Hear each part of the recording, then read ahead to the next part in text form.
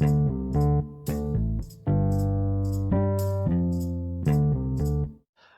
evening, everybody. Welcome to Let's Talk Assassin's Creed, your number one podcast for all things Assassin's Creed. Now, today's episode, we're looking at simulation versus time travel. And the idea behind this is we're going to look at the Animus and how it allows a user to essentially live history, relive history and historical events without physically affecting time or pulling the user through time. It's not Doctor Who, it's not Back to the Future, it's a genetic simulation. There's going to be a lot of theory crafting because the possibilities behind this is endless, but the biggest one I want to look at is dialogue choices. Now, I'm one of the people that are still on the fence with dialogue choices. I know it's canon, and I know how it can fit in the Animus structure, but is there more they can do with the simulation? So let's dive in. So, quick overview. What is the Animus? Well, essentially the Animus was created in 1970 by Dr. Warren Vidic, a project where a user could relive a genetic memory through a virtual simulation.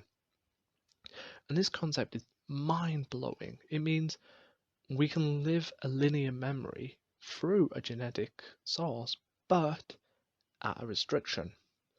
As we learned until Layla Hassan, that it has to be a user by blood. So Desmond can only visit his ancestry, which is why we got Altair, Ezio and Connor, and then Edward.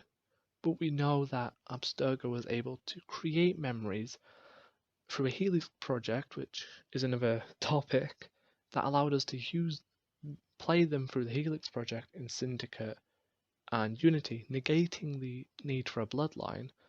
But then Layla Hassan just figures a way to create a genetic simulation without being related to the person. That's how she was able to see Bayek and a bit of Aya's timeline.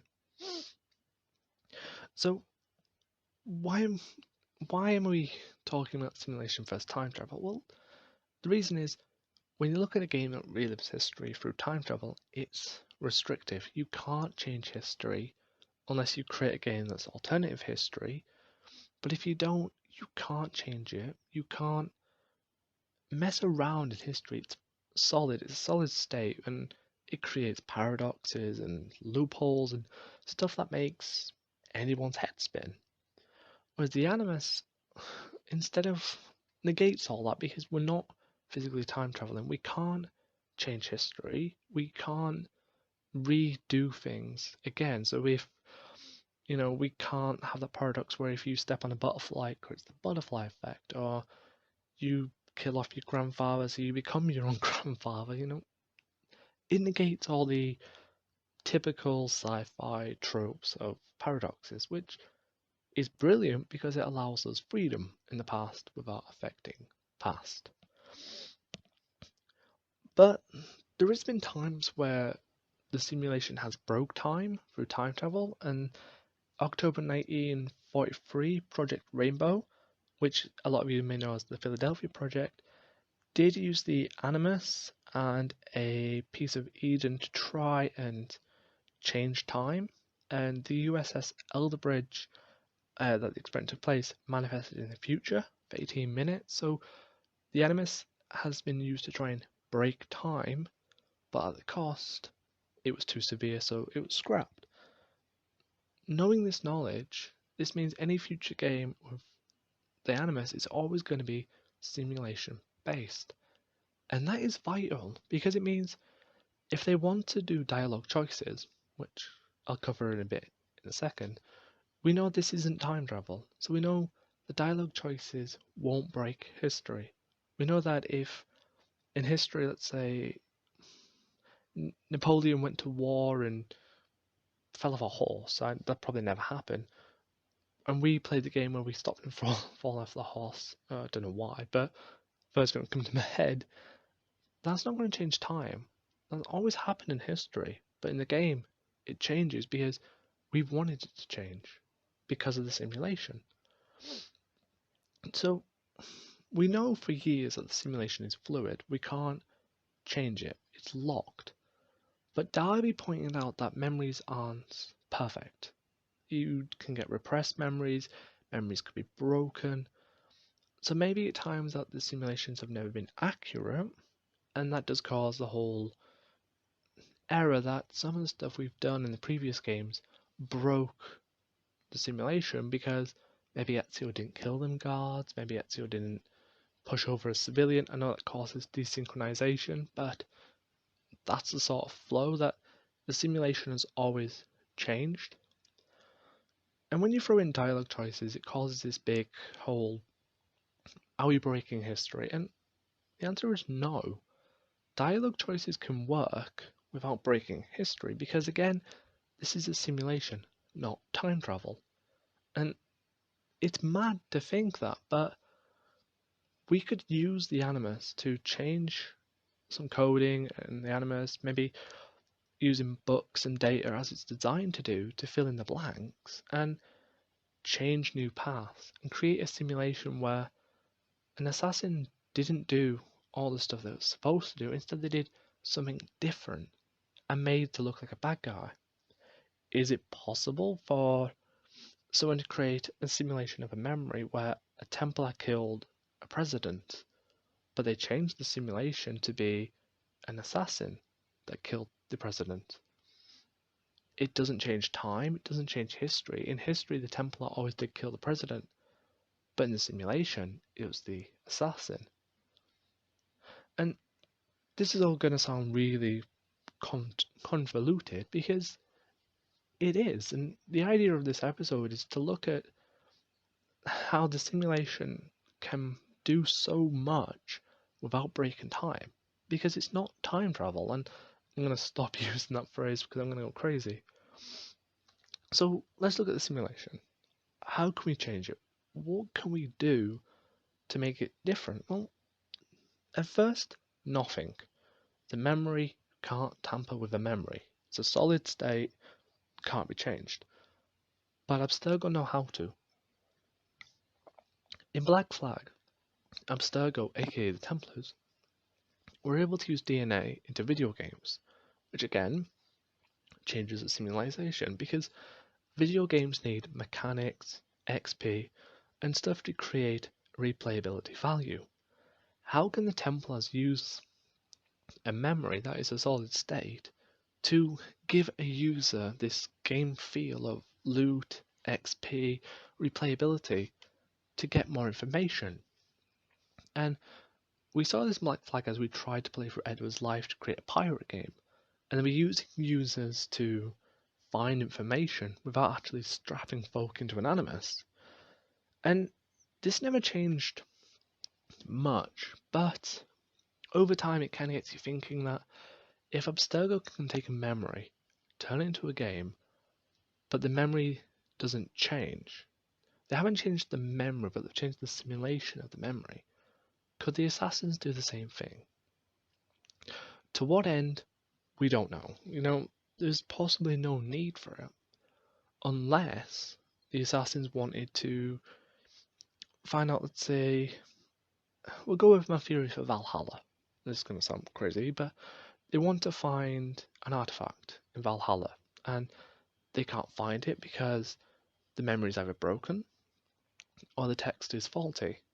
So in the simulation, they change things, they add, let's say in the text, Eivor drops this Staff of Eden down a well in London, but they don't know where that well would have led to. Was it a secret cavern underneath? Is it just a bottomless pit? Was it water? So they could do branching paths to create a simulation of, well, if it fell into a well and into the well had a bottom that was just a water, then there's a possibility that if we go there now, it could be there.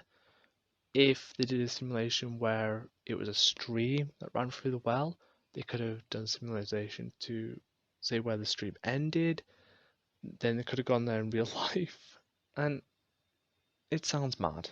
Okay, I'm not gonna lie, that part sounds mad, but the whole idea I'm trying to put across is this isn't, we're not trying to change time because we can't, but we can change the simulation. If we change the simulation, then more possibilities open up for assassins and the game universe. Dialogue choices now become canon, 100% canon, and I know it's going to be disputed, and I don't mind disputing it, but if we can change the simulation through text, through artifacts, through records, we're not affecting time. We're not saying that this happened and this happened. What we're saying is this could have happened through the simulation. I think Odyssey is a good example of this. We know how the Peloponnesian War played out. We know key members didn't die. If you killed the cult leader at the end, that's against time. That didn't happen in history. She lived. But again, she could die canonly in the simulation because you could go off the theory that as she dies, you could then create simulation of what would happen next. What would happen to the cult? Would someone take over? Was someone barbaric? Could the future be different? And that's a bit crazy, but we know canonically she lived, so you let her live and history plays out normal. Nothing's affected.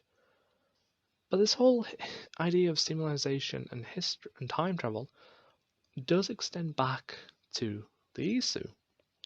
The Isu have explained for years now how they use simulations to look up stuff, and the empirical truth is a really good one from Origins. Talks about how the real world could be a simulation, but too matrixy for a Saturday evening. But they never travel through time. They didn't transform forward to 2012 and say to Desmond face to face, "Hey, stop the apocalypse." No, they created a simulation and then talked him through the Nexus.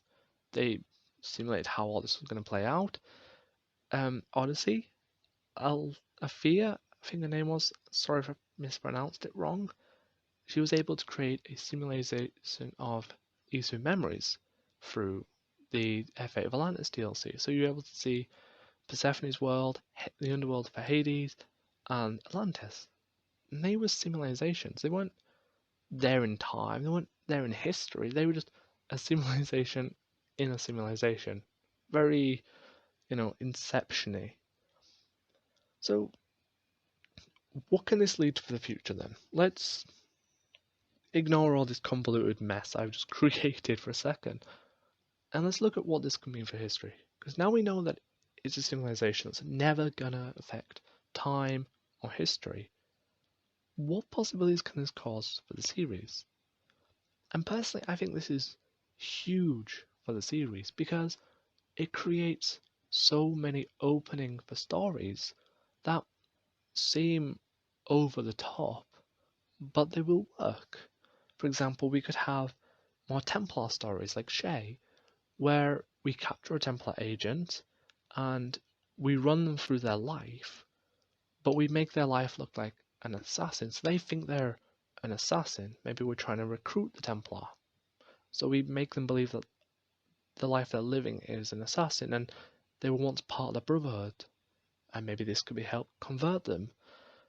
We could use it where they take more broken memories, memories that aren't complete, memories that if you shoved in a normal Animus would just fry it. But we know from the empirical truth that Layla's brain has made the Animus work differently by breaking the order, that if we took a broken memory with pieces missing, we could patch them in the simulation through text, literature, other means possible.